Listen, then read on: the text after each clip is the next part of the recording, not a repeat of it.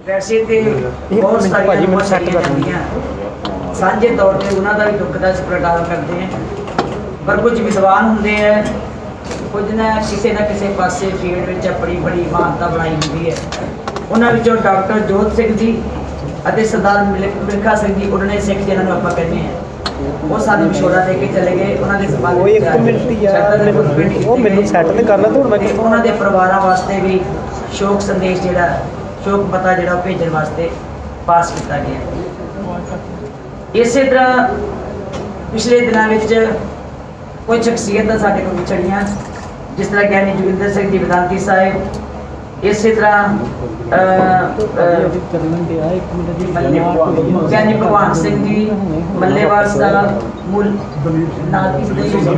मल्लू नंगल, दलीप सिंह जी मल्लू नंगल, ਇਹੋ ਜਿਹੀਆਂ ਜਿਹੜੀਆਂ ਰੂਹਾਂ ਵਿਛੜੀਆਂ ਸਨ ਉਹਨਾਂ ਦੀਆਂ ਤਸਵੀਰਾਂ ਜਿਹੜੀਆਂ ਲਾਉਣ ਵਾਸਤੇ ਅੱਜ ਐਗਜ਼ੈਕਟਿਵ ਨੇ ਕਿਹਾ ਕਿ ਸਾਡੀ ਰਵਾਇਤ ਹੈ ਕਿ ਜਿਨ੍ਹਾਂ ਨੇ ਕਿਸੇ ਫੀਲਡ ਵਿੱਚ ਬੜੀ ਵੱਡੀ ਦੇਣ ਦਿੱਤੀ ਹੋਵੇ ਉਹਨਾਂ ਦੀ ਅਸੀਂ ਅਜਾਇਬ ਘਰ ਦੇ ਵਿੱਚ ਤਸਵੀਰਾਂ ਲਾਉਂਦੇ ਹਾਂ, ਉਹ ਲਾਈਆਂ ਜਾਣ। ਉਹ ਵੀ ਅੱਜ ਸਰਬਸੰਮਤੀ ਦੇ ਨਾਲ ਪਾਸ ਹੋਇਆ। ਨੌਵੇਂ ਪਾਤਸ਼ਾਹ ਜੀ ਦਾ 400 ਸਾਲਾ ਅਸੀਂ ਮਨਾ ਰਹੇ ਹਾਂ, ਸ੍ਰੀ ਗੁਰੂ ਤੇਗ ਬਹਾਦਰ ਸਾਹਿਬ ਜੀ ਦਾ। ਉਹ ਵੀ ਇਹ ਸਲਾਹ ਕੀਤੀ ਗਈ ਹੈ ਕਿ ਹੁਣ ਕੋਵਿਡ ਦਾ ਸਮਾਂ ਘਟ ਗਿਆ, ਹੁਣ ਅਸੀਂ ਇਕੱਠ ਕਰ ਸਕਦੇ ਹਾਂ, ਹੁਣ ਸੰਗਤਾਂ ਗੁਰਦੁਆਰੇ 'ਚ ਖੁੱਲੀਆਂ ਆ ਸਕਦੀਆਂ ਹਨ, ਹੁਣ ਗੁਰਮਤਿ ਦੇ ਸਮਾਗਮ ਕੀਤੇ ਜਾ ਸਕਦੇ ਹੈ, ਅੰਮ੍ਰਿਤ ਸੰਚਾਰ ਕੀਤੇ ਜਾ ਸਕਦੇ ਹੈ। ਉਹ ਸਾਰੇ ਸਮਾਗਮ ਜਿਹੜੇ ਅਸੀਂ ਉਲੀਕੇ ਸਨ ਉਹਨਾਂ ਨੂੰ ਰਿਵਿਊ ਕਰਕੇ ਜਿੱਥੇ ਜਿੱਥੇ ਸਮਾਗਮ ਕਰਾਉਣੇ ਹੋਣ ਆਊਟ ਆਫ ਸਟੇਟ ਵੀ ਜਾਂ ਪੰਜਾਬ ਦੇ ਵਿੱਚ ਵੀ ਉਹਨਾਂ ਸਾਰੇ ਸਮਾਗਮਾਂ ਦੀ ਵਿਉਂਤਬੰਦੀ ਕਰਕੇ ਜਲਦੀ ਜਿਹੜਾ ਉਹ ਐਲਾਨ ਕਰਕੇ ਅਸੀਂ ਉਹ ਸਮਾਗਮ ਸ਼ੁਰੂ ਕਰਾਂਗੇ, ਤਾਂ ਜੋ ਗੁਰਮਤਿ ਦਾ ਪ੍ਰਚਾਰ ਪ੍ਰਸਾਰ ਜਿਸ ਦਾ ਸ਼ੁਰੂ ਕੀਤਾ ਸੀ 400 ਸਾਲਾਂ ਦੇ ਉੱਤੇ, ਉਹ ਸਮਾਗਮ ਜਿਹੜੇ ਆ ਬਦਸਤੂਰ ਉਹਨਾਂ ਨੂੰ ਚਾਲੂ ਕੀਤਾ ਜਾਵੇ। ਕਿਉਂਕਿ ਵਿੱਚ ਰੁਕਾਵਟ ਆ ਗਈ, ਅਸੀਂ ਵੀ ਬੜੇ ਪਰੇਸ਼ਾਨ ਹੋਏ, ਸੰਗਤ ਵੀ ਬੜੀ ਪਰੇਸ਼ਾਨ ਸੀ, ਤੇ ਨਾਲ ਹੀ ਹਰ ਹਲਕੇ ਵਿੱਚ ਅਸੀਂ ਐਲਾਨ ਕੀਤਾ ਸੀ, ਜੋ ਵੀ ਅਸੀਂ ਐਲਾਨ ਕੀਤੇ ਸੀ ਕਿ ਹਰ ਹਲਕੇ ਵਿੱਚ ਅਸੀਂ ਇੱਕ ਗੁਰਮਤਿ ਸਮਾਗਮ ਕਰਾਵਾਂਗੇ। ਉਹ ਵੀ ਅਸੀਂ ਤਿਆਰੀਆਂ ਜਿਹੜੀਆਂ ਅਸੀਂ ਹਲਕਾਵਾਰ ਟਾਈਮ ਦੇਵਾਂਗੇ ਤੇ ਉਹਨਾਂ ਹਲਕਿਆਂ ਦੇ ਵਿੱਚ ਗੁਰਮਤਿ ਸਮਾਗਮ ਜਿਹੜੇ ਆ ਕੀਰਤਨ ਦਰਬਾਰ ਗੁਰਮਤਿ ਸਮਾਗਮ ਜਿਹੜਾ ਅਸੀਂ ਕਰਨੇ ਸੀਗੇ ਉਹ ਅਸੀਂ ਸ਼ੁਰੂ ਕਰ ਦੇਣੇ ਆ। ਉਹ ਸਾਰੇ ਸਮਾਗਮਾਂ ਦੀ ਵਿਉਂਤਬੰਦੀ ਜਿਹੜੀ ਹੈ ਕੋਈ 2 ਦਿਨਾਂ 'ਚ ਕਰਕੇ ਅਸੀਂ ਸੰਗਤ ਨੂੰ ਐਲਾਨ ਕਰਦੇ ਹਾਂ। ਇੱਕ ਨਾ ਜੀ ਰਾਜ ਸਭਾ ਦੇ ਵਿੱਚ ਰਾਜ ਸਭਾ ਦੀ ਕਮੇਟੀ ਰਾਹੀਂ ਇੱਕ ਮੰਗ ਕੀਤੀ ਗਈ ਸੀ ਕਿ NCERT ਦੀਆਂ ਕਿਤਾਬਾਂ ਵਿੱਚ, ਕਿਉਂਕਿ ਜਦੋਂ ਮਾਨਯੋਗ ਪ੍ਰਧਾਨ ਮੰਤਰੀ ਜੀ ਨੇ ਇੱਕ ਮੀਟਿੰਗ ਕੀਤੀ ਸੀ ਸਾਡੀ ਆਨਲਾਈਨ, ਉਸ ਵੇਲੇ ਅਸੀਂ ਪੁਆਇੰਟ ਰੱਖਿਆ ਸੀ ਕਿ ਬਹੁਤ ਸਾਰਾ ਇਤਿਹਾਸ ਸਾਡਾ ਵਿਗਾੜਿਆ ਗਿਆ, ਬਹੁਤ ਸਾਰਾ ਇਤਿਹਾਸ ਜਿਹੜਾ ਸਾਡਾ ਉਹ ਖਤਮ ਹੋ ਗਿਆ ਕਿਤਾਬਾਂ ਵਿੱਚੋਂ।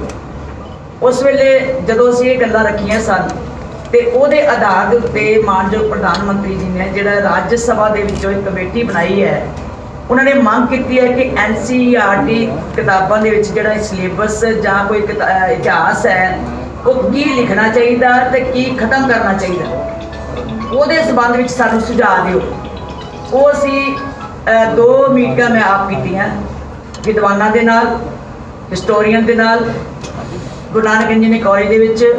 ਫਿਰ ਉਸ ਤੋਂ ਬਾਅਦ ਅਸੀਂ ਜਿਹੜੇ ਕੁਝ ਜਿਹੜੀਆਂ ਸੰਸਥਾਵਾਂ ਸਨ ਉਹਨਾਂ ਨੇ ਸਾਰੀਆਂ ਨੇ ਬਹੁਤ ਤਕਰੀਬਨ ਧਰਮ ਪ੍ਰਚਾਰ ਕਮੇਟੀ ਸਾਡੀ ਹੋ ਗਈ, ਡਾਇਰੈਕਟੋਰੇਟ ਹੋ ਗਿਆ, ਸਿੱਖ ਇਤਿਹਾਸ ਰਿਸਰਚ ਬੋਰਡ ਹੋ ਗਿਆ, chief Khalsa Diwan, Guru Gobind Singh study circle, Kalgidhar trust Baru Sahib, Nankana Sahib education trust, Baba Banda Singh Bahadur education trust, Guru Angad Dev education council, Guru Granth Sahib world university, Guru Nanak Dev university, Punjabi university, Akal university, Janta Gurcharan Singh Toda institute, Guru Nanak Dev engineering college Ludhiana, Guru Nanak foundation ਨਵੀਂ ਦਿੱਲੀ। ਇਸ ਤਰ੍ਹਾਂ ਬਹੁਤ ਸਾਰੀਆਂ ਸੰਸਥਾਵਾਂ ਨੂੰ ਅਸੀਂ ਮੀਟਿੰਗਾਂ ਕੀਤੀਆਂ ਔਰ ਹੋਰ ਵੀ ਵਿਦਵਾਨ ਬੁਲਾਏ। ਉਹਨਾਂ ਸਾਰਿਆਂ ਨੇ ਬਕਾਇਦਾ ਸਾਰੀ ਜੋੜੀ ਸੀ ਉਹ ਤਿਆਰ ਕੀਤਾ, ਆਪਣਾ ਜਿਹਦਾ ਖਰੜਾ ਤਿਆਰ ਕਰੀਦਾ, ਉਹ ਅਸੀਂ ਪੂਰਾ ਟੀਮਾਂ ਮੈਂ 2 ਬਣਾਤੀਆਂ ਉਹਨਾਂ ਦੀਆਂ, ਉਹ ਸਟੱਡੀ ਕਰ ਰਹੀਆਂ ਉਹਦੇ ਖਰੜੇ ਦੇ ਅਨੁਸਾਰ।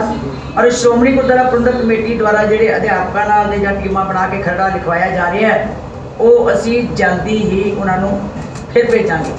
ਪਹਿਲਾਂ ਅਸੀਂ ਆਲਰੇਡੀ ਭੇਜ ਦਿੱਤਾ ਉਹਨਾਂ ਨੂੰ, ਉਹ ਭੇਜ ਕੇ ਅਸੀਂ ਆਪਣੀ ਤਿਆਰੀ ਸ਼ੁਰੂ ਕਰਤੀ ਹੈ। ਉਹ ਸਾਡੇ ਕੋਲ ਹੈ ਕਿ ਜਿਹੜਾ ਅਸੀਂ ਕੀ ਕੁਝ ਭੇਜਿਆ ਉਹ ਸਾਡੇ ਕੋਲ ਲਿਸਟ ਹੈ ਸਾਡੀ, ਕਿਉਂਕਿ ਲੰਬੀ ਚੌੜੀ ਲਿਸਟ ਹੈ ਵੀ 6th ਕਲਾਸ ਵਿੱਚ ਕੀ ਚਾਹੀਦਾ, 7th ਵਿੱਚ ਕੀ ਚਾਹੀਦਾ, ਉਦੋਂ ਕੱਢਣਾ ਕਿਹੜਾ, ਉਹ 'ਚ ਪਾਉਣਾ ਕੀ ਹੈ, ਉਹ ਸਾਰੀਆਂ ਨਾਲ ਹੀ ਅਸੀਂ ਅਪੀਲ ਕੀਤੀ ਸੀ, ਬਹੁਤ ਮਿਹਨਤ ਕੀਤੀ ਹੈ ਤੇ ਇਸ ਵੇਲੇ 5000 ਈਮੇਲ ਜਿਹੜੀ ਹੈ ਉਹ ਚਲੀ ਗਈ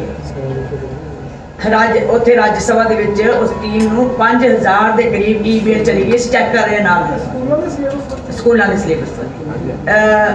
ਉਹ ਜਿਹੜੀ 5000 ਈਮੇਲ ਹੈ ਉਹ ਅਸੀਂ ਨਾਲ ਵਾਚ ਕਰ ਰਹੇ ਹਾਂ उन्होंने ਅਸੀਂ ਸਟੱਡੀ ਕਰ ਰਹੇ ਹਾਂ, ਉਹਦੇ ਅਨੁਸਾਰ ਖਰੜਾ ਤਿਆਰ ਕਰਾਂਗੇ।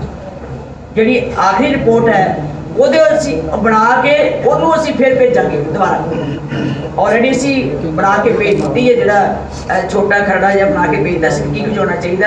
ਪਰ ਈਮੇਲ ਜਿਹੜੀਆਂ ਲੋਕਾਂ ਨੇ ਵਿਦਵਾਨਾਂ ਨੇ ਭੇਜੀਆਂ, ਸੰਸਥਾਵਾਂ ਨੇ ਭੇਜੀਆਂ, ਉਹ ਅਸੀਂ ਸਾਰੀਆਂ ਸਟੱਡੀ ਕਰ ਰਹੇ ਹਾਂ। ਮੈਂ ਟੀਮਾਂ ਬਣਾਈਆਂ 2, ਉਹ ਸਟੱਡੀ ਕਰ ਰਹੀਆਂ ਔਰ ਉਹਦੇ ਆਧਾਰ ਦੇ ਉੱਤੇ ਅਸੀਂ ਪੂਰਾ ਖਰੜਾ ਤਿਆਰ ਕਰਕੇ ਆਉਣ ਵਾਲੇ ਸਮੇਂ 'ਚ NCERT ਨੂੰ ਭੇਜਿਆ ਜਾਏਗਾ ਤੇ ਨਾਲ ਇਹ ਲਿਖਿਆ ਜਾਏਗਾ ਕਿ ਸਾਰਾ ਜੋ ਤੁਹਾਡੇ ਕੋਲ ਰਿਪੋਰਟਾਂ ਆਈਆਂ, ਜਿੰਨੀਆਂ ਵਿਦਵਾਨਾਂ ਨੇ ਭੇਜੀਆਂ, 5000 ਈਮੇਲ ਆਈ ਹੈ, ਹੋਰ ਵੀ ਆ ਰਹੀ ਹੈ, ਜਿੰਨੀਆਂ ਵੀ ਭੇਜੀਆਂ ਨੇ ਉਹਨਾਂ ਨੂੰ ਤੁਸੀਂ ਵੀ ਕੰਸੋਲੀਡੇਟ ਕਰਕੇ, ਅਸੀਂ ਵੀ ਕਰਕੇ, ਜੋ ਅਸੀਂ ਭੇਜਾਂਗੇ ਉਹਦੇ ਆਧਾਰ ਦੇ ਉੱਤੇ ਕਿਤਾਬਾਂ ਛਪ ਕੇ ਜਾਣ ਔਰ ਜੋ ਵੀ ਛਪੇ ਉਹਦੀ ਅਥੈਂਟਿਸਿਟੀ ਜਿਹੜੀ ਹੈ ਉਹ ਸ਼੍ਰੋਮਣੀ ਗੁਰਦੁਆਰਾ ਪ੍ਰਬੰਧਕ ਕਮੇਟੀ ਤੋਂ ਕਰਾਈ ਜਾਏ। ਇਹ ਨਾ ਹੋਵੇ ਕਿ ਕੋਈ ਕਿਸੇ ਢੰਗ ਦੀ ਭੇਜ ਦੇਵੇ, ਕੋਈ ਕੁਛ ਭੇਜ ਦੇਵੇ, ਉਹਦੀ ਅਥੈਂਟਿਸਿਟੀ ਦੇ ਉੱਤੇ ਫਿਰ ਕੋਈ ਨਾ ਕੋਈ ਕਿੰਤੂ ਪ੍ਰੰਤੂ ਹੁੰਦਾ ਤੇ ਜਦ ਤੱਕ ਅਥੈਂਟਿਸਿਟੀ ਲਾਸਟ ਜਿਹੜੀ ਸ਼੍ਰੋਮਣੀ ਗੁਰਦੁਆਰਾ ਪ੍ਰਬੰਧਕ ਕਮੇਟੀ ਨਹੀਂ ਕਰਦੀ ਉਦੋਂ ਤੱਕ ਉਹ NCERT ਦੀਆਂ ਕਿਤਾਬਾਂ ਵਿੱਚ ਨਾ ਛਾਪਿਆ ਜਾਵੇ। ਇਹ ਜਿਹੜੀ ਮੇਨ ਸੀਗੀ ਗੱਲ, ਸਾਡੇ ਵਾਸਤੇ ਵੱਡੀ ਪ੍ਰੋਬਲਮ ਸੀਗੀ, ਉਹਦਾ ਅਸੀਂ ਕੰਮ ਸ਼ੁਰੂ ਕੀਤਾ ਹੋਇਆ। 5000 ਦੇ ਕਰੀਬ ਈਮੇਲਾਂ ਅਸੀਂ ਤਕਰੀਬਨ ਉਹ ਪਵਾ ਦਿੱਤੀਆਂ ਤੇ ਜਿਹੜਾ ਸਿਲੇਬਸ ਕੀ ਹੋਏਗਾ ਉਹ ਸਾਰਾ ਜੋ ਸੀਗਾ 6th ਕਲਾਸ ਤੋਂ ਲੈ ਕੇ ਸਾਰਾ 12ਵੀਂ ਤੱਕ ਬਣਾ ਕੇ ਉਹ ਸਾਰਾ ਡਿਟੇਲ ਵਿੱਚ ਅਸੀਂ ਕਰ ਦਿੱਤਾ। ਇਸ ਕਰਕੇ ਮੇਰੇ ਕੋਲ ਇਹ ਸਾਡੀ ਬਹੁਤ ਵੱਡੀ ਇਸ ਵੇਲੇ ਦੀ ਚਿੰਤਾ ਸੀ। ਦੂਜੀ ਜਿਹੜੀ ਹੈਗੀ ਹੈ ਕਿ ਇੱਕ ਸਾਡੇ ਪਿੱਛੇ ਕੋਵਿਡ ਦੇ ਸਮੇਂ ਦੇ ਵਿੱਚ ਜਾਂ ਕਿਸਾਨੀ ਦੇ ਸਮੇਂ ਦੇ ਵਿੱਚ ਸ਼੍ਰੋਮਣੀ ਗੁਰਦੁਆਰਾ ਪ੍ਰਬੰਧਕ ਕਮੇਟੀ ਨੇ ਸਮੇਂ ਨਾਲ ਬੜੀ ਵੱਡੀ ਸੇਵਾ ਕੀਤੀ ਹੈ। ਅਸੀਂ ਦੇਖ ਰਹੇ ਸੀ ਜਿਹੜੇ ਕਿਸਾਨ ਡੈਥਸ ਹੋ ਗਈਆਂ, ਤਕਰੀਬਨ 3 ਕਰੋੜ ਰੁਪਈਆ ਉਹਨਾਂ ਨੂੰ ਚਲਾ ਗਿਆ। ਅਜੇ ਹੋਰ ਵੀ ਕਈ ਕੇਸ ਆ ਜਾਂਦੇ ਹੈ ਔਰ ਜਿਹੜਾ ਜੈਨੂਨ ਹੁੰਦਾ ਉੱਥੇ ਕੋਈ ਡੈਥ ਹੋ ਜਾਂਦੀ ਹੈ ਉੱਥੇ ਬੈਠਿਆਂ ਦੀ, ਫਿਰ ਸਾਨੂੰ ਉਹ ਵੀ ਕੰਸੀਡਰ ਕਰਨਾ ਪੈਂਦਾ ਕਿ ਕੋਈ ਛੱਡਿਆ ਨਹੀਂ ਜਾ ਸਕਦਾ।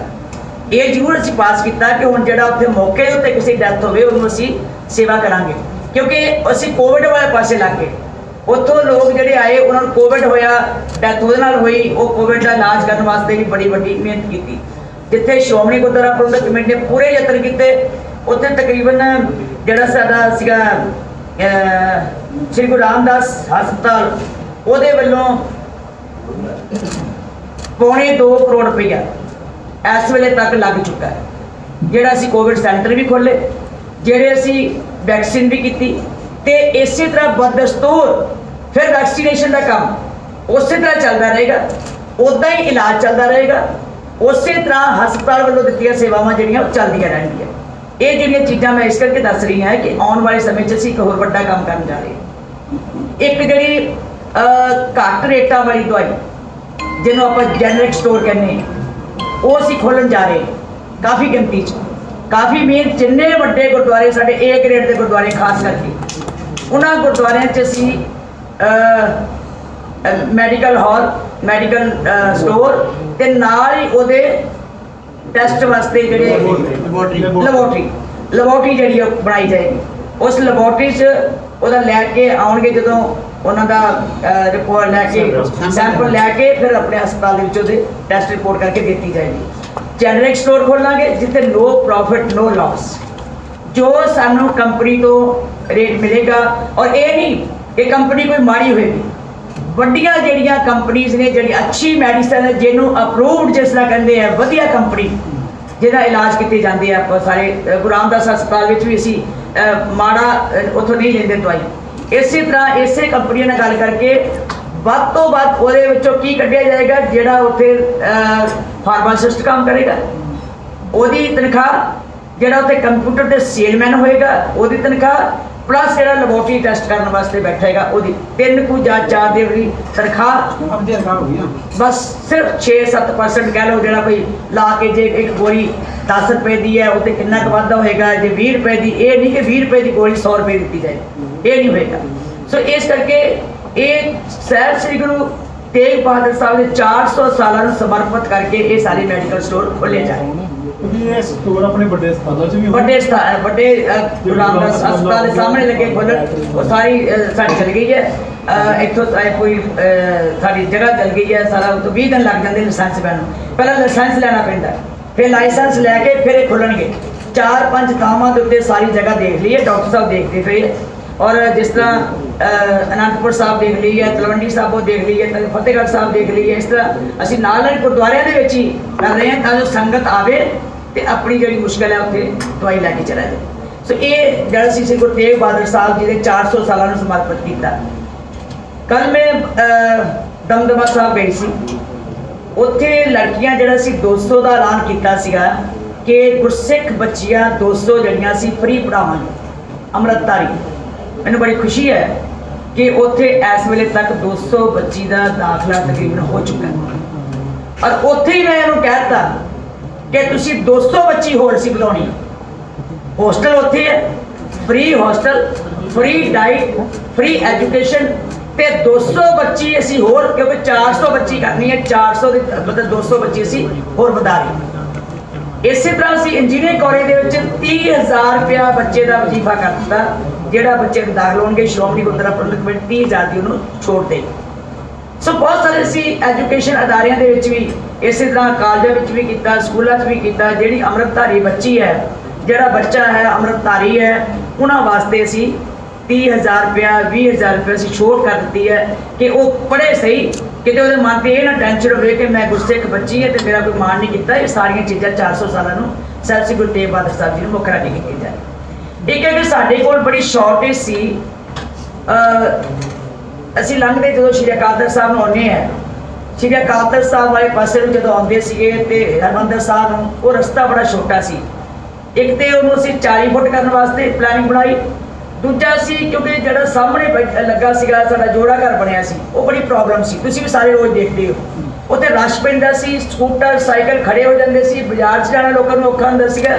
ਉਹ ਸਾਰੀ ਤਕਲੀਫ ਨੂੰ ਦੇਖ ਕੇ ਸਾਰੇ ਐਗਜ਼ੈਕਟਿਵ ਨੇ ਫੈਸਲਾ ਕੀਤਾ ਸੀ ਕਿ ਜਿਹੜੀ ਜਗ੍ਹਾ ਸਾਡੇ ਸਾਹਮਣੇ ਹੈ, ਭਾਵੇਂ ਉਹ ਠੀਕ ਹੈ ਗਲਿਆਰਾ ਸਕੀਮ ਦੇ ਤਹਿਤ ਬਣਾਈ ਸੀ, ਪਰ ਗਲਿਆਰਾ ਸਕੀਮ ਦੇ ਤਹਿਤ ਮੈਂ ਇੱਕ ਗੱਲ ਕਹਿ ਦੇਣੀ ਚਾਹੁੰਦੀ ਹਾਂ ਕਿ ਇਹ ਸਾਰਾ ਜਿਹੜਾ ਹਰਿਮੰਦਰ ਸਾਹਿਬ ਦੇ ਚੌਗਿਰਦਾ ਕਹਿ ਲਓ ਜਾਂ ਸ੍ਰੀ ਅੰਮ੍ਰਿਤਸਰ ਸਾਹਿਬ ਕਹਿ ਲਓ, ਇਹ ਗੁਰੂ ਰਾਮਦਾਸ ਦੀ ਧਰਤੀ ਹੈ। ਧੰਨ ਗੁਰੂ ਰਾਮਦਾਸ ਦੀ ਧਰਤੀ ਜਿਹੜੀ ਹੈ ਉਹਦੇ ਉੱਤੇ ਕੋਈ ਰੋਕ ਨਹੀਂ ਸਕਦਾ ਸਾਨੂੰ। ਜਿਹਦੇ ਸੰਗਤਾਂ ਦੀ ਆਮਦ ਵਿੱਚ ਕੋਈ ਸੁਧਾਰ ਕਰਨਾ ਹੋਵੇ, ਸੰਗਤਾਂ ਦੀ ਰਿਹਾਇਸ਼ ਵਾਸਤੇ ਸੁਧਾਰ ਕਰਨਾ ਹੋਵੇ, ਸੰਗਤਾਂ ਦੀ ਸਹੂਲਤ ਵਾਸਤੇ ਕੋਈ ਜੋੜੇ ਘਰ ਬਣਾਉਣੇ ਹੋਣ, ਗੱਠੜੀ ਘਰ ਬਣਾਉਣੇ ਹੋਣ, ਜਾਂ ਉਹਨਾਂ ਦੀ ਕੋਈ ਬੱਸ ਵਹੀਕਲ ਖੜੇ ਕਰਨੇ ਹੋਣ, ਸਾਡੀਆਂ ਵੱਡੀਆਂ ਪ੍ਰੋਬਲਮਸ ਨੇ। ਔਰ ਇੰਨੀ ਲੱਖਾਂ ਦੀ ਆਮਦ ਅੱਜ ਵੱਧ ਗਈ ਹੈ ਫਿਰ ਦੁਬਾਰਾ ਕੋਵਿਡ ਤੋਂ ਬਾਅਦ, ਉਹਨਾਂ ਨੂੰ ਸਾਂਭਣਾ ਹੀ ਸਾਡੇ ਵਾਸਤੇ ਬੜਾ ਔਖਾ ਹੁੰਦਾ ਹੈ, ਬੜੀ ਮੁਸ਼ਕਲ ਹੁੰਦੀ ਹੈ। ਔਰ ਪ੍ਰਬੰਧਕਾਂ ਨੂੰ ਲੋਕੀ ਕਮਰੇ ਵੀ ਮੰਗਦੇ, ਪ੍ਰਬੰਧਕਾਂ ਕੋਲੋਂ ਇਹ ਵੀ ਕਹਿੰਦੇ ਕਿ ਸਾਨੂੰ ਪਾਰਕਿੰਗ ਵੀ ਮਿਲੇ, ਪ੍ਰਬੰਧਕਾਂ ਕੋਲੋਂ ਹਰ ਚੀਜ਼ ਲੋਕਾਂ ਨੇ ਮੰਗਣੀ ਹੁੰਦੀ। ਸੋ ਪ੍ਰਬੰਧਕਾਂ ਨੇ ਹੀ ਫੈਸਲਾ ਕਰਨਾ ਹੁੰਦਾ ਕਿ ਕਿਹੜੀ ਚੀਜ਼ ਕਿੱਥੇ ਬਣੇ, ਕਿਹੜੀ ਚੀਜ਼ ਕਿੱਦਾਂ ਬਣਾਈਏ ਤਾਂ ਜੋ ਸਾਡਾ ਜਿਹੜਾ ਉਹ ਸਹੂਲਤ ਹੋ ਸਕੇ। ਇਹ ਸੰਗਤਾਂ ਦੀ ਸਹੂਲਤ ਵਾਸਤੇ ਹੈ, ਕੋਈ ਕਿਸੇ ਨਿੱਜੀ ਨਹੀਂ ਹੈ। ਅੱਜ ਅਸੀਂ ਐਗਜ਼ੈਕਟਿਵ ਵਾਲੇ ਬੈਠੇ ਹਾਂ, ਅਗਲੇ ਸਾਲ ਕੌਣ ਹੋਏਗਾ ਕੋਈ ਨੂੰ ਇਲਮ ਨਹੀਂ। ਇਸ ਕਰਕੇ ਜਿਹੜਾ ਪ੍ਰਬੰਧਕ ਹੋਏਗਾ ਉਹ ਸਮਝੋ ਕਿ ਸ਼੍ਰੋਮਣੀ ਗੁਰਦੁਆਰਾ ਪ੍ਰਬੰਧਕ ਕਮੇਟੀ ਗੁਰੂ ਰਾਮਦਾਸ ਦੇ ਘਰ ਦੀ ਜਾਂ ਸਾਡੇ ਗੁਰਧਾਮਾਂ ਦੀ ਗੁਰਮਤਿ ਅਦਾਰਿਆਂ ਦੀ ਇਹ ਇੱਕ ਕਸਟੋਡੀਅਨ ਦੀ ਤੌਰ ਦੇ ਉੱਤੇ ਕੰਮ ਕਰਦੀ ਹੈ। ਚੰਗਾ ਮਾੜਾ ਇਹਨੇ ਦੇਖਣਾ, ਸੁਧਾਰ ਇਹਨੇ ਵੇਖਣੇ ਹੈ, ਇਹਦੀ ਡਿਊਟੀ ਬਣਦੀ ਹੈ ਕਿਉਂਕਿ ਅਸੀਂ ਕੌਮ ਨੂੰ ਜਵਾਬ ਦਈਏ, ਅਸੀਂ ਕੌਮ ਨੂੰ ਹਰ ਮੁਸ਼ਕਲ ਦਾ ਹੱਲ ਕਰਨ ਵਾਸਤੇ ਸਾਡੀ ਡਿਊਟੀ ਲੱਗੀ ਹੈ। ਸੋ ਉਹ ਅਸੀਂ ਬਣਾ ਰਹੇ ਹਾਂ। ਔਰ ਮੈਨੂੰ ਖੁਸ਼ੀ ਹੈ ਕਿ ਜਦੋਂ ਅਸੀਂ ਮਹਾਂਪੁਰਖਾਂ ਨਾਲ ਗੱਲ ਕੀਤੀ ਕਿ ਸਾਨੂੰ ਜਲਦੀ, ਕਿਉਂਕਿ ਅਸੀਂ ਹੋ ਸਕਦਾ ਜਦੋਂ ਅਸੀਂ ਬਣਾਉਂਦੇ ਕੋਈ ਟੈਂਡਰ ਕਰਦੇ ਟਾਈਮ ਲੱਗ ਜਾਂਦਾ, ਫਿਰ ਖੁੱਲ੍ਹਣੇ ਹੁੰਦੇ ਆ, ਫਿਰ ਬੜੀਆਂ ਪ੍ਰੋਬਲਮਸ ਆਉਂਦੀਆਂ। ਉਹਦੇ ਕਰਕੇ ਅਸੀਂ ਬਾਬਾ ਜੀ ਨੂੰ ਬੇਨਤੀ ਕੀਤੀ ਬੁਲਾ ਕੇ। ਉਹਨਾਂ ਨੇ ਕਿਹਾ ਤੁਸੀਂ ਸਾਨੂੰ 6 ਮਹੀਨੇ 'ਚ ਕਿਹਾ, ਅਸੀਂ ਤੁਹਾਨੂੰ 3 ਮਹੀਨੇ 'ਚ ਬਣਾ ਕੇ ਦਿਆ। ਔਰ ਸਾਨੂੰ ਖੁਸ਼ੀ ਹੈ ਕਿ ਉਹਨਾਂ ਨੇ 2-4 ਦਿਨਾਂ 'ਚ ਬਣਾ ਲਿਆ। ਔਰ ਉਹਦੇ 'ਚ ਇੱਕ ਜਿਹੜੀ ਗੱਲ ਆਈ ਜਿਹੜੀ ਆਮ ਤੌਰ 'ਤੇ ਇੱਕ ਚਰਚਾ ਬਣਾ ਦਿੰਦੇ, ਕਿਉਂਕਿ ਸੋਸ਼ਲ ਮੀਡੀਆ ਜਿਹੜਾ ਹੈ ਉਹ ਸਾਡੇ ਵਾਸਤੇ ਦੇਖੋ ਇੱਕ ਤੇ ਵਰਦਾਨ ਵੀ ਹੁੰਦੀ ਹੈ ਕਈ ਚੀਜ਼ਾਂ, ਤੇ ਕਈ ਚੀਜ਼ਾਂ ਐਸੀਆਂ ਹੁੰਦੀਆਂ ਕਿ ਬਿਨਾਂ ਮਤਲਬ ਤੋਂ, ਬਿਨਾਂ ਵਜ੍ਹਾ ਤੋਂ ਐਸੀ ਚਰਚਾ ਬਣਾ ਦਿੰਦੀ ਹੈ ਕਿ ਜਿਹਨਾਂ ਨਾਲ ਲੋਕਾਂ ਦੇ ਮਨ 'ਚ ਆਉਂਦਾ ਕਿ ਪਤਾ ਨਹੀਂ ਕੀ ਵਾਪਰ ਗਿਆ, ਪਤਾ ਨਹੀਂ ਕੀ ਹੋ ਗਿਆ। ਹੁਣ ਤੁਸੀਂ ਆਪ ਸਾਰੇ ਬੈਠੇ ਹੋ ਪੱਤਰਕਾਰ, ਇਹ ਦੱਸੋ ਵੀ ਸ਼੍ਰੀ ਅਕਾਲ ਤਖ਼ਤ ਸਾਹਿਬ ਦੇ ਜਾਂ ਦਰਬਾਰ ਸਾਹਿਬ ਦੇ ਅੰਦਰ ਕੋਈ ਗੱਲ ਹੈ ਉਹਦੇ ਨਾਲ ਸੰਬੰਧ? ਉਹ ਬਾਹਰ ਸੀ, ਗਲਿਆਰਾ ਸੀ। ਜਦੋਂ ਵੀ ਕੋਈ ਖਬਰ ਲਾਉਂਦੇ ਆ ਇੱਕੋ ਕਹਿੰਦੇ ਜੀ ਦਰਬਾਰ ਸਾਹਿਬ ਦੇ ਅੰਦਰ ਮਲਬਾ ਜਦੋਂ ਪੱਟਿਆ ਗਿਆ, ਉਹ ਇਤਿਹਾਸਕ ਚੀਜ਼ਾਂ ਆ ਗਈਆਂ। ਤੁਸੀਂ ਦੱਸੋ ਕਿਹੜੇ ਬੰਦੇ ਨੂੰ ਪਤਾ ਕਿ ਉਹ ਕੀ ਹੈ? ਕਿਸੇ ਨੂੰ ਪਤਾ ਹੈ? ਕਿਸੇ ਨੂੰ ਕੁਝ ਨਹੀਂ ਪਤਾ, ਕਿਸੇ ਨੂੰ ਕੁਝ ਨਹੀਂ ਪਤਾ ਵੀ ਕੀ ਇਤਿਹਾਸ ਹੈ ਕੀ ਨਹੀਂ ਹੈ। ਉਹ ਇਤਿਹਾਸ ਜਾਣਨ ਵਾਸਤੇ ਆਪਾਂ ਦੇ ਇਤਿਹਾਸ ਉਹਦਾ ਹੈ ਕਿ ਨਹੀਂ ਹੈ ਇਹ ਤਾਂ ਬਾਅਦ ਦੀ ਗੱਲ ਹੈ। ਜੇ ਅਸੀਂ ਉਹ ਖੋਦਿਆ, ਵਿੱਚੋਂ ਕੋਈ 2 ਕਮਰੇ ਨਿਕਲੇ ਹੈ, ਆਲਾ ਦੁਆਲਾ ਜੋ ਗਲਿਆਰਾ ਬਣਾਇਆ ਸੀ 1984 ਦੇ ਵਿੱਚ ਜਦੋਂ ਇੱਥੇ ਬੰਬ ਬਲਾਸਟ ਹੋਏ, ਜਦੋਂ ਸ੍ਰੀ ਅਕਾਲ ਤਖਤ ਢਹਿ ਢੇਰੀ ਹੋਇਆ, ਉਸ ਵੇਲੇ ਦੀ ਸੈਂਟਰ ਸਰਕਾਰ ਨੇ ਅਕਵਾਇਰ ਕਰਕੇ ਜ਼ਮੀਨ ਉਹ ਸਾਰਾ ਗਲਿਆਰਾ ਬਣਾਇਆ। ਪਹਿਲਾਂ ਆਪਾਂ ਸੋਚੀਏ ਤੁਸੀਂ ਤੁਹਾਡੀਆਂ ਅੱਖਾਂ ਸਾਹਮਣੇ ਸਭ ਕੁਝ ਹੋਇਆ। ਔਰ 84 ਦੇ ਵਿੱਚ ਉਹ ਥਾਂ ਜਿਹੜੀ ਸੀ ਲੋਕਾਂ ਦੇ ਘਰ ਖਰੀਦ ਕੇ, ਥਾਵਾਂ ਖਰੀਦ ਕੇ ਜਾਂ ਜਿੰਨੇ ਕਮਰੇ ਬਣੇ ਸੀ ਉਹ ਖਰੀਦ ਕੇ ਅਕਵਾਇਰ ਕਰਕੇ ਸਰਕਾਰ ਨੇ ਗਲਿਆਰਾ ਬਣਾਤਾ। ਹੁਣ ਉਹ ਗਲਿਆਰਾ ਸਕੀਮ ਦੇ ਥੱਲੇ ਕੋਈ ਘਰ ਆ ਗਿਆ, ਕੋਈ ਕੀ ਆ ਗਿਆ, ਇਸ ਗੱਲ ਦਾ ਸਾਨੂੰ ਨਹੀਂ ਇਲਮ, ਕਿਉਂਕਿ ਸਰਕਾਰ ਦੀ ਜ਼ਿੰਮੇਵਾਰੀ ਸੀ ਉਸ ਵੇਲੇ। ਜੇ ਕੋਈ ਇਤਿਹਾਸਕ ਗੱਲ ਸੀ ਉਹ ਸਰਕਾਰ ਦੀ ਜ਼ਿੰਮੇਵਾਰੀ ਸੀ ਸਾਂਭਣਾ। ਫਿਰ ਵੀ ਅਸੀਂ ਜੋ ਹੀ ਉਹਦੇ ਵਿੱਚੋਂ 2 ਕਮਰੇ ਦਿਸੇ ਉਸੇ ਵੇਲੇ ਅੱਜ, ਕਿਉਂਕਿ ਅਸੀਂ ਬੁਲਾਈ ਸੀ ਟੀਮ, ਉਹ ਪਹੁੰਚ ਗਈ ਸੀ, ਉਹਨਾਂ ਨੂੰ ਕਿਹਾ ਕਿ ਤੁਸੀਂ ਦੇਖੋ ਸਾਨੂੰ ਕੀ ਇਤਰਾਜ਼ ਹੈ, ਵਾਹਿਗੁਰੂ ਕਿਰਪਾ ਕਰੇ ਜੇ ਕੋਈ ਚੀਜ਼ ਨਿਕਲ ਆਵੇ, ਜੇ ਕੋਈ ਕਿਸੇ ਦੀ ਦੇਖੋ ਰਿਹਾਇਸ਼ ਤੇ ਸਾਡੇ ਪੜਦਾਦੇ ਦੀ ਸੀ, ਸਾਡੇ ਦਾਦਿਆਂ ਨੇ ਢਾਤੀ, ਦਾਦਿਆਂ ਵਾਲਾ ਘਰ ਚ ਸਾਡੇ ਬਾਪੂ ਨੇ ਢਾਤਾ, ਬਾਪੂ ਦਾ ਘਰ ਅਸੀਂ ਢਾਹ ਕੇ ਬਣਾ ਲਏ। ਇਹ ਘਰ ਜਿਹੜੇ ਹੁੰਦੇ ਆ ਇਹ ਤੇ ਸਾਡੇ ਦਾਦੇ ਪੜਦਾਦੇ ਦੇ ਅਸੀਂ ਸਾਰੇ ਢਾਹ ਕੇ ਬਣਾਉਂਦੇ ਸੀ। ਕਿਸੇ ਦੇ ਘਰ ਨੂੰ ਨਹੀਂ ਅਸੀਂ ਦੇਖਣਾ, ਅਸੀਂ ਤੇ ਕੋਈ ਇਤਿਹਾਸ ਨਾਲ ਸੰਬੰਧਿਤ ਗੱਲ ਵੇਖਣੀ। ਜੇ ਇਤਿਹਾਸ ਨਾਲ ਸੰਬੰਧਿਤ ਹੋਵੇ ਸਾਡੀ ਖੁਸ਼ਨਸੀਬੀ ਹੋਏਗੀ ਕਿ ਅਸੀਂ ਉਹਨੂੰ ਪ੍ਰੀਜ਼ਰਵ ਕਰੀਏ। ਸਾਡੀ ਬੜੀ ਮਾਣ ਵਾਲੀ ਗੱਲ ਹੋਏਗੀ ਕਿ ਦੱਬੀ ਚੀਜ਼ ਨੂੰ ਅਸੀਂ ਧਰਤੀ ਚੋਂ ਕੱਢ ਕੇ ਉਹਨੂੰ ਸੰਭਾਲ ਕਰੀਏ। ਇਹ ਸਾਡੀ ਜ਼ਿੰਮੇਵਾਰੀ ਹੈ ਸ਼੍ਰੋਮਣੀ ਗੁਰਦੁਆਰਾ ਪ੍ਰਬੰਧਕ ਕਮੇਟੀ ਦੀ। ਪਰ ਮੈਨੂੰ ਸਮਝ ਨਹੀਂ ਆਉਂਦੀ ਕਿ ਕੋਈ ਵੀ ਅਸੀਂ ਕਾਰਜ ਕਰਨ ਲੱਗਦੇ ਆ ਤੇ ਬਿਨਾਂ ਮਤਲਬ ਤੋਂ ਆ ਕੇ ਅੜਚਣਾ ਪੌੜੀਆਂ ਸ਼੍ਰੋਮਣੀ ਗੁਰਦੁਆਰਾ ਪ੍ਰਬੰਧਕ ਕਮੇਟੀ ਦੇ ਕੰਮ ਨੂੰ ਰੋਕਣ ਵਾਲੀ ਗੱਲ ਹੁੰਦੀ ਹੈ। ਮੇਰੀ ਬੇਨਤੀ ਹੈ ਸਾਰਿਆਂ ਨੂੰ ਕਿ ਬਿਨਾਂ ਵਜ੍ਹਾ ਤੋਂ ਨਾ ਤੇ ਸੋਸ਼ਲ ਮੀਡੀਆ ਵਾਲੇ ਵੀ ਜਦੋਂ ਗੱਲ ਕਰਦੇ ਹੁੰਦੇ ਹੋ ਕਿਰਪਾ ਕਰਕੇ ਇਸੇ ਕਰਕੇ ਲੋਕਾਂ ਦਾ ਸੋਸ਼ਲ ਮੀਡੀਆ ਤੋਂ ਜਿਹੜਾ ਯਕੀਨ ਆ ਉਹ ਨਿਕਲਦਾ ਜਾ ਰਿਹਾ ਹੈ ਕਿ ਇੰਨਾ ਝੂਠ, ਇੰਨਾ ਕੁਬਰ, ਫਿਰ ਇਹ ਮਾਰਨਗੇ ਜਿੱਦਾਂ ਲੋਕੀ ਬਾਹਰੋਂ ਅਮਰੀਕਾ ਤੋਂ ਟੈਲੀਫੋਨ, ਕਿਉਂਕਿ ਤੁਹਾਡੇ ਮਨ 'ਚ ਹੁੰਦਾ ਕਿ ਸਾਡੀ ਜ਼ਿਆਦਾ ਵਿਊਅਰ ਬਣ, ਸਾਡੇ ਲੋਕੀ ਸੁਣਨ, ਇਹ ਗੱਲਾਂ ਚੰਗੀਆਂ ਨਹੀਂ ਲੱਗਦੀਆਂ। ਪਰ ਮੈਂ ਧੰਨਵਾਦ ਕਰਦੀ ਹਾਂ ਮੀਡੀਆ ਵਾਲਿਆਂ ਦਾ, ਉਹਨਾਂ ਨੇ ਜਿੰਨੀ ਵੀ ਗੱਲ ਲਿਖੀ ਹੈ ਬੜੀ ਅਥੈਂਟਿਕ ਲਿਖੀ ਹੈ ਔਰ ਵਧੀਆ ਢੰਗ ਨਾਲ, ਭਾਵੇਂ ਉਹ ਪ੍ਰਿੰਟ ਮੀਡੀਆ ਸੀ ਭਾਵੇਂ ਕੋਈ ਚੈਨਲ ਸੀਗਾ, ਉਹਨੇ ਸੋਹਣੇ ਢੰਗ ਨਾਲ ਦਿੱਤੀ ਕਿ ਸ਼੍ਰੋਮਣੀ ਕਮੇਟੀ ਉੱਥੇ ਪੱਟਣ ਲੱਗੇ, ਵਿੱਚੋਂ ਕਰਜ਼ੇ ਦੀ ਕੋਈ ਦਿਸਿਆ, ਉਹਨਾਂ ਨੇ ਉੱਥੇ ਰੋਕ ਦਿੱਤਾ ਔਰ ਉਹਨੂੰ ਸਰਵੇ ਕਰਨ ਵਾਸਤੇ, ਪਰਖ ਕਰਨ ਵਾਸਤੇ ਟੀਮਾਂ ਮੰਗਾਈਆਂ। ਇਹ ਤੁਹਾਡਾ ਧੰਨਵਾਦ ਹੈ ਕਿ ਤੁਸੀਂ ਬੜੀ ਵਧੀਆ ਲੋਕਾਂ ਦੇ ਵਿੱਚ ਇਸ ਗੱਲ ਨੂੰ ਜਦੋਂ ਗੱਲ ਕੀਤੀ ਹੈ ਤਾਂ ਲੋਕਾਂ ਦੀ ਸੰਤੁਸ਼ਟੀ ਹੋ ਗਈ ਕਿ ਵਾਕਈ ਗੱਲ ਸਹੀ ਹੈ।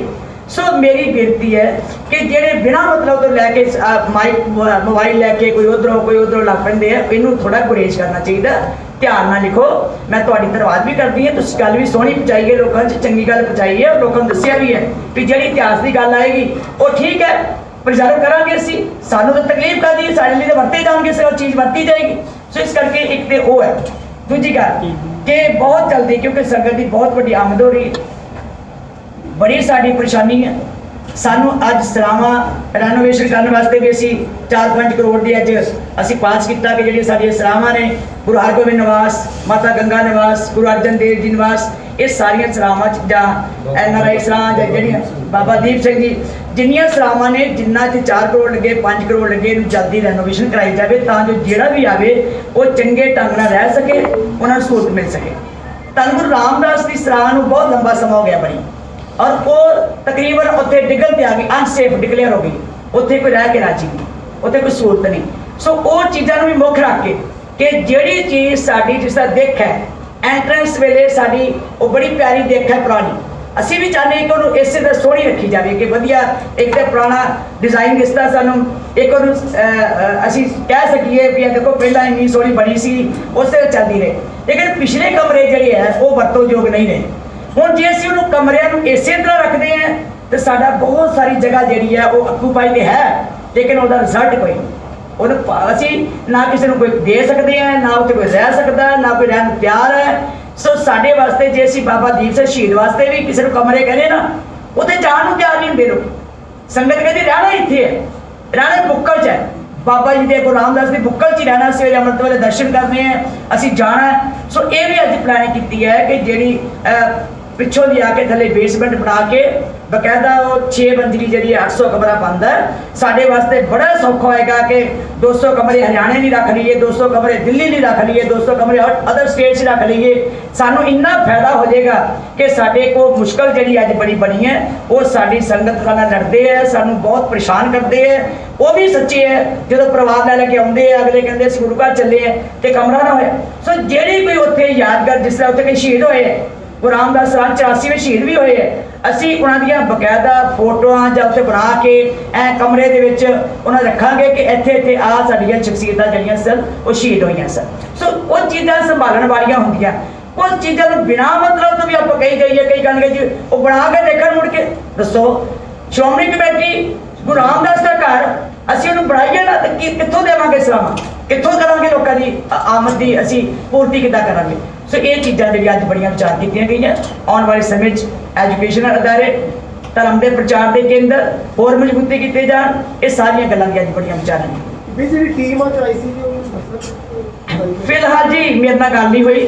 ਮੈਨੇਜਰ ਸਾਹਿਬ ਨੇ ਕਿਹਾ ਸੀਗਾ ਕਿ ਉਹ ਦੇਖ ਲਿਆ ਉਹਨਾਂ ਨੇ ਤੇ ਉਹਨਾਂ ਨੂੰ ਇਹ ਕਹਿ ਦਿੱਤਾ ਕਿ ਤੁਹਾਡੇ ਕੋਲ ਸਾਰਾ ਰਿਕਾਰਡ ਡਿਪਟੀ ਕਮਿਸ਼ਨਰ ਕੋਲ ਔਰ ਡਿਪਟੀ ਕਮਿਸ਼ਨਰ ਕੋਲੋਂ ਸਾਰਾ ਰਿਕਾਰਡ ਲੈ ਲਿਆ ਜਾਵੇ ਕਿ ਇਹ ਕਿਹੜੇ ਘਰ ਸੀ ਅਕਵਾਇਰ ਕੀਤੇ ਔਰ ਉਹਨਾਂ ਦਾ ਕੀ ਕੋਈ ਹੈ ਇਤਿਹਾਸਕ ਗੱਲ।